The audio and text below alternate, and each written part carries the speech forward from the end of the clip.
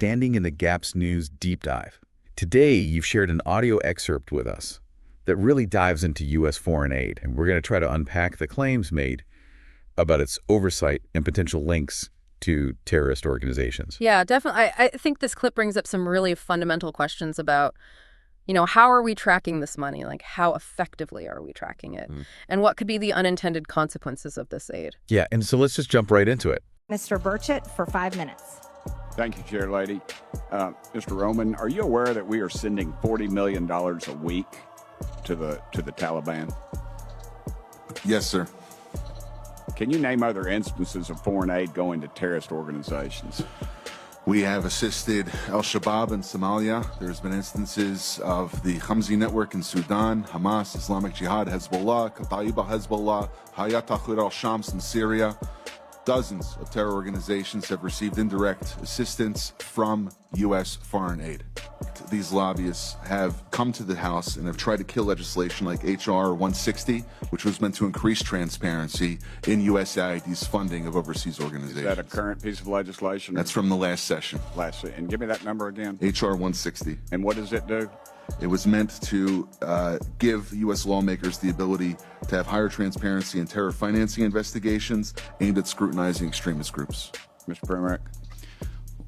We had a regulation before we left in the last administration that anybody who touches money in countries where there's terrorists, those names have to go through databases, terrorist databases.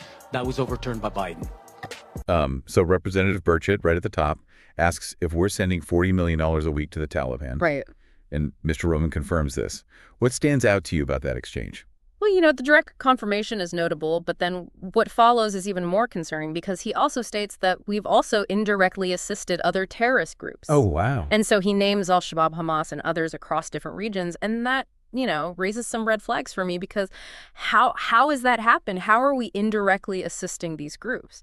Right, and he even uses the word dozens, so it's not like, a handful. Right. This is dozens of organizations, and this kind of leads into the discussion of lobbying efforts against H.R. 160 from the last session. Yeah.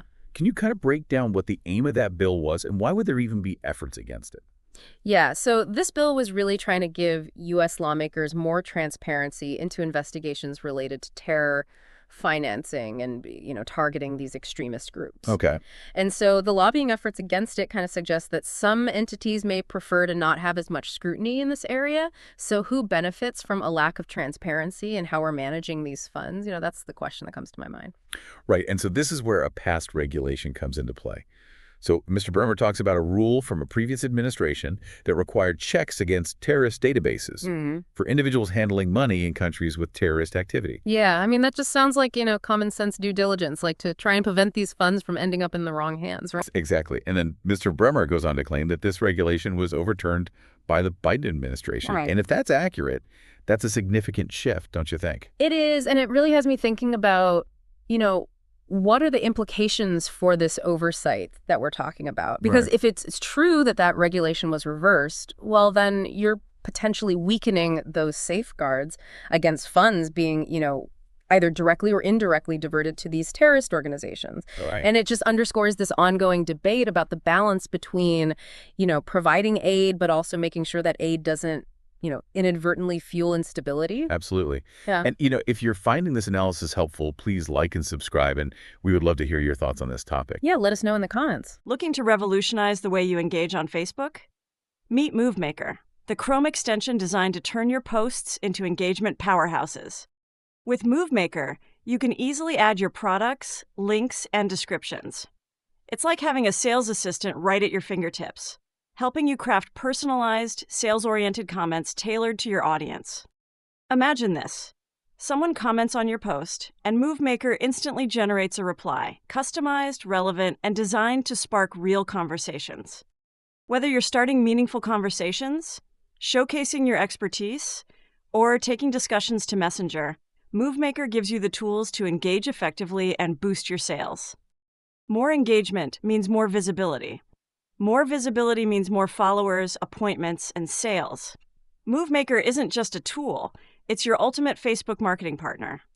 Ready to transform your Facebook strategy? Sign up for MoveMaker today and take the first step towards smarter, more impactful engagement. MoveMaker engage smarter, sell better. Link in the description for more information.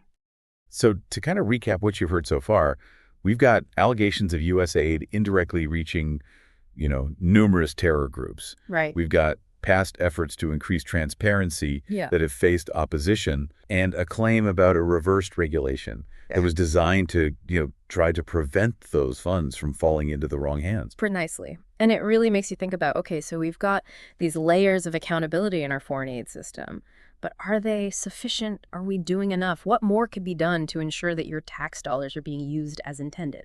That's the real question here. Yeah, these are not easy questions, and they're complex issues. For sure. And at Standing in the Gaps, we're committed to bringing you these deep dives to try to help you understand these things better and to broaden our reach and improve our production quality. So, get better equipment like webcams, studio microphones, editing computers. We've launched a GoFundMe campaign. Yeah. So if you value this type of in-depth analysis, we would be so grateful for your support, and you can find that link in the show notes. Every little bit helps us bring you more of these deep dives. And allows us to keep doing what we're doing, which is providing this apolitical, just breakdown of this important information. Yeah. Exactly. And so finally consider this. In a world where information and resources flow through such intricate networks, what does it actually take for you to feel like you're confidently well-informed? Thanks for taking this deep dive with us.